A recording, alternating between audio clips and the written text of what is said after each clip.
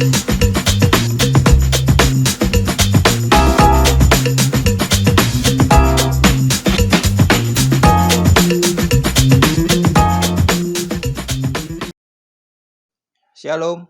biarkanlah pada saat ini setiap kita membawa hati kita dan biarkan teduh di hadapan Tuhan dan setiap kita mendengar perkataannya yang keluar dari hatinya.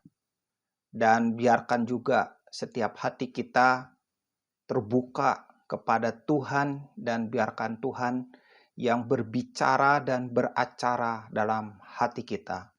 Kekristenan itu adalah tentang Tuhan yang berbicara dalam hati kita.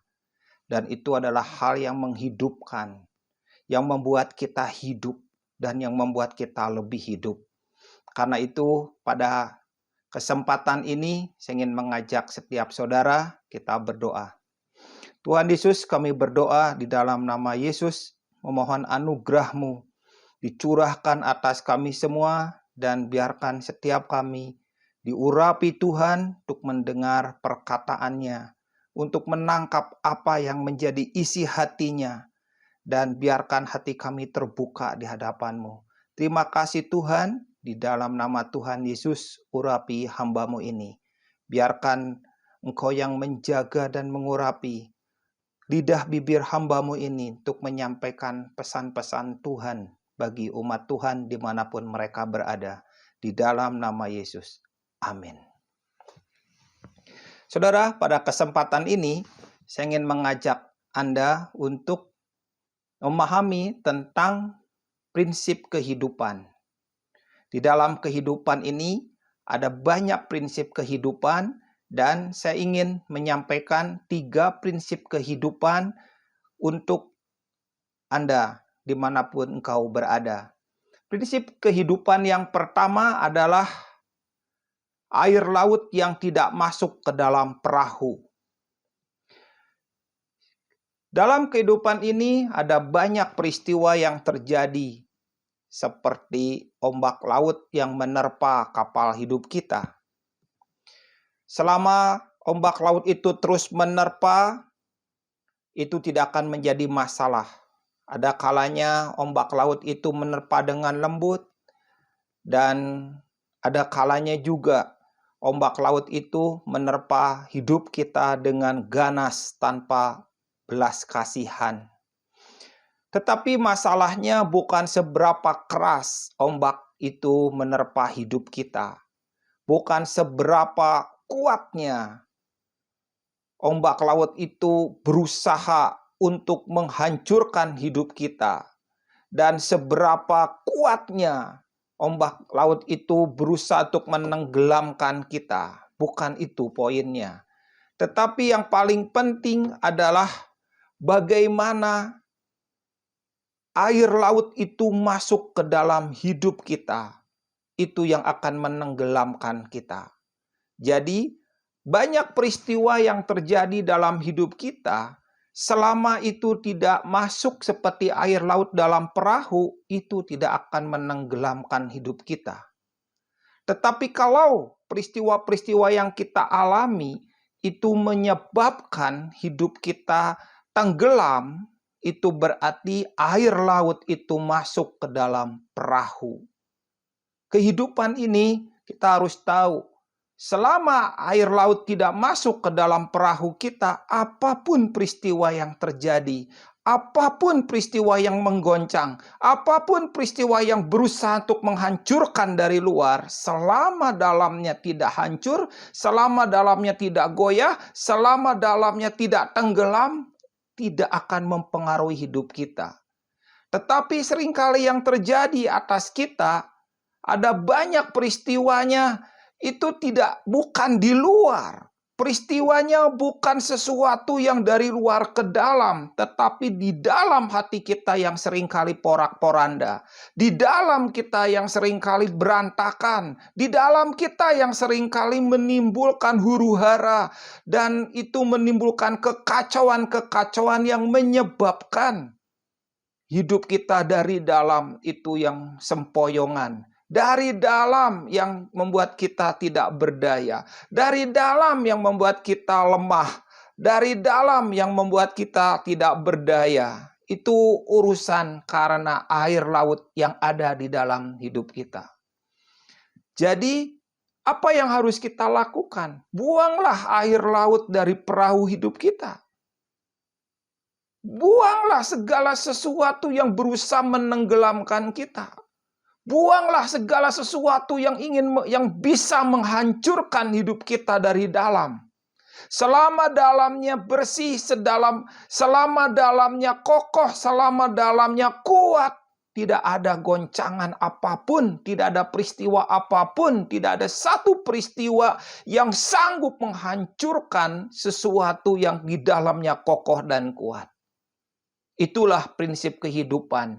Selama air laut tidak masuk ke dalam perahu hidup kita, maka apapun yang terjadi, apapun yang kita alami, apapun yang berusaha untuk menggoncang, tidak tergoncangkan. Prinsip yang kedua adalah prinsip kehidupan koper, tentang koper. Setiap kita pasti kalau bepergian ada yang selalu membawa koper atau bawa ransel.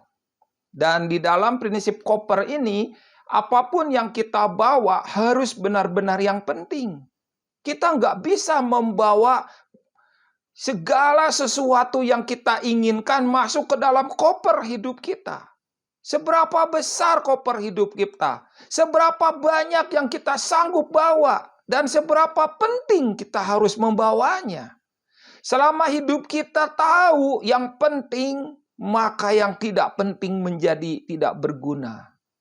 Selama tahu yang berharga, maka segala yang tidak berharga tidak akan berguna. Selama kita tahu itu yang ilahi, maka segala sesuatu yang tidak berkaitan dengan yang ilahi, maka itu tidak menjadi berguna lagi. Karena itu prinsip koper itu adalah hal yang penting bagi umat Tuhan. Kita nggak bisa memasukkan segala sesuatu dalam koper hati kita. Kita nggak bisa membawa segala sesuatu di dalam hati kita. Dan kita nggak bisa membiarkan semuanya kita bawa. Tetapi yang penting, yang utama, yang benar-benar berharga akhirnya tidak terbawa. Buanglah yang tidak penting. Buanglah yang tidak berharga. Buanglah yang tidak ada berkaitannya dengan kekekalan. Maka engkau akan mengerti bahwa prinsip koper itu terbatas, sangat terbatas. Hanya yang penting, hanya yang utama, dan hanya yang kekal yang harus kita bawa dalam hidup kita. Itulah prinsip kehidupan yang kedua. Dan prinsip kehidupan yang ketiga adalah prinsip peti mati. Ini berbicara apa? Kalau kita masuk ke dalam peti mati atau kita tidur sebentar di peti mati, atau kita berusaha diam di dalam peti mati, maka kita akan tahu bahwa urusan tentang kehidupan bukan apa yang kita kejar, bukan apa yang kita raih, bukan apa yang kita bisa jangkau, bukan apa yang kita bisa rebut. Tetapi berbicara tentang prinsip peti mati, itu berbicara tentang kekekalan, tentang hidup setelah kematian kita, tentang upah yang kekal, tentang apa yang dihargai Tuhan, tentang apa yang dipandang Tuhan, tentang apa yang dihormati Tuhan. Yang tidak dihormati tidak perlu, yang tidak dihargai oleh Tuhan tidak perlu, dan apa yang akan dirobohkan oleh Tuhan juga itu tidak perlu kita bangun. Karena itu saudara, ketika kita tahu bahwa hal yang utama, hal yang penting dan yang kekal ketika kita bawa ke dalam ketiga prinsip kehidupan ini, maka kita tahu bahwa yang penting itu akan menyingkirkan yang tidak penting. Yang utama itu akan menyingkirkan yang tidak utama. Yang ilahi akan menyingkirkan yang tidak ilahi. Apakah saudara akan membuat sesuatu yang tidak ilahi menyingkirkan yang ilahi? Maka saudara sedang melakukan hal yang sia-sia. Ketika saudara sedang membuat yang tidak penting menjadi penting, maka engkau sedang melakukan yang akan dirobohkan oleh Tuhan. Ketika kita tahu dan kita melakukan sesuatu yang tidak berguna menjadi berguna, maka itu menyingkirkan yang berguna, maka yang berguna itu akan tidak kita bisa bawa ke dalam koper hidup kita atau tidak bisa dimasukkan ke dalam peti mati, maka kita akan kecewa, maka kita akan benar-benar menyesal. Kenapa? Karena di hadapan Tuhan yang penting, yang utama, dan yang kekal, itulah yang menjadi perhatiannya. Mari kita sama-sama baca dalam kitab Amsal pasal 4 ayat 23. Jagalah hatimu dengan segala kewaspadaan, karena dari situlah terpancar kehidupan. Ayat ini berbicara tentang prinsip kehidupan tadi. Prinsip tentang air laut yang tidak masuk ke dalam perahu.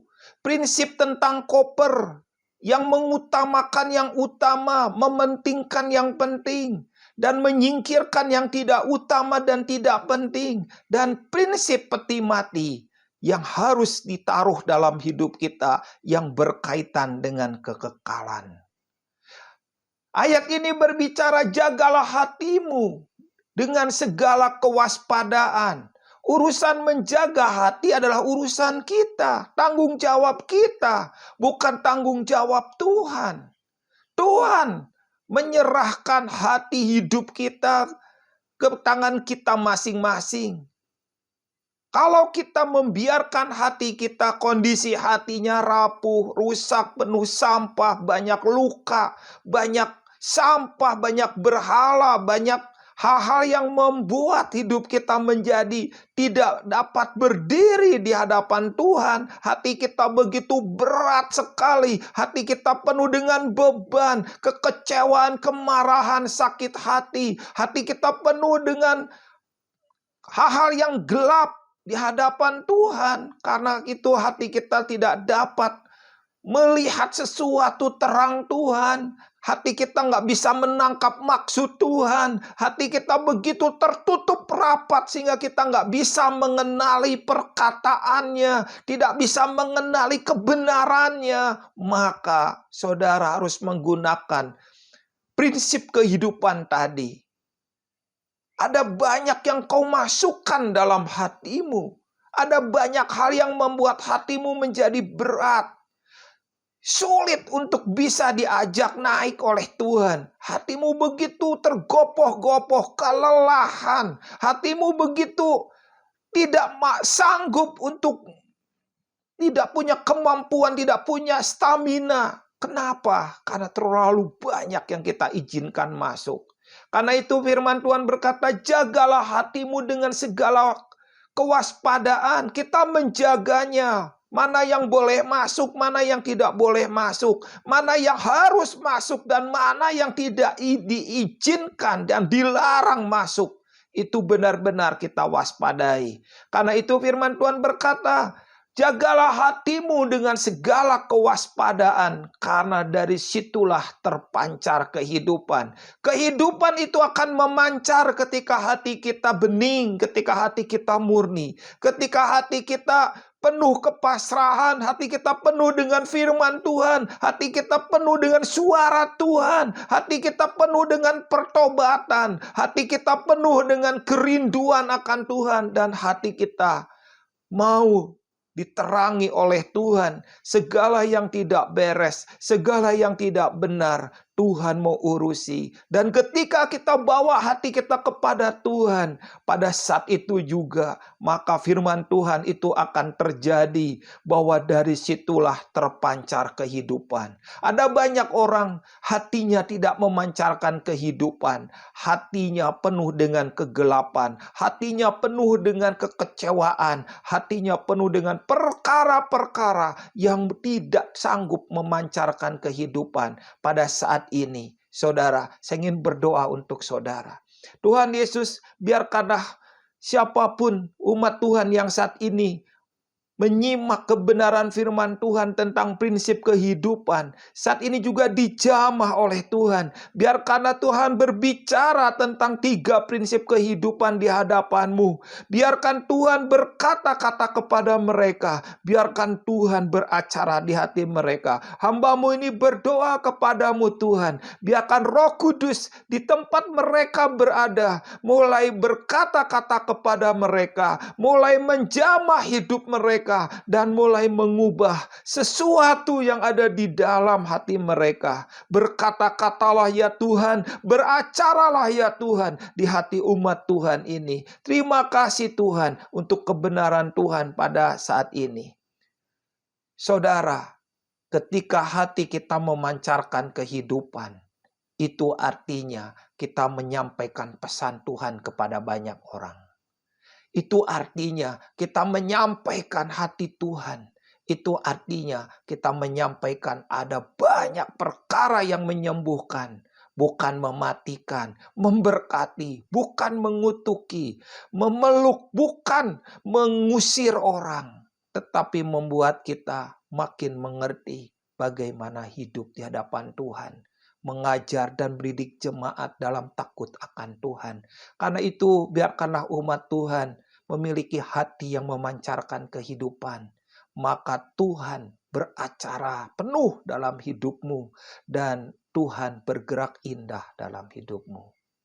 Tuhan memberkati engkau semua. God bless. Hai guys, ini buku judulnya Gosong, bukan buku yang baik-baik tentunya. Ada banyak buku yang baik, ada banyak buku yang bagus.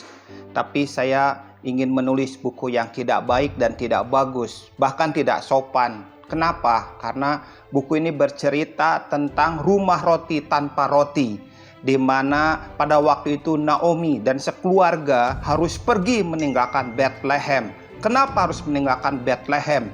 Karena pada waktu itu Bethlehem sedang kekeringan dan mereka pergi meninggalkan Bethlehem.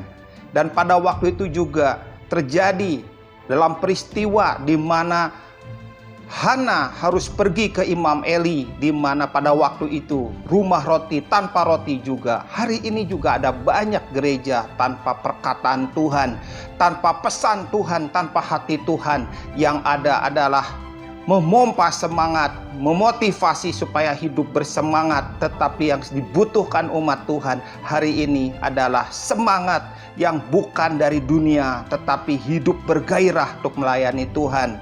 God bless.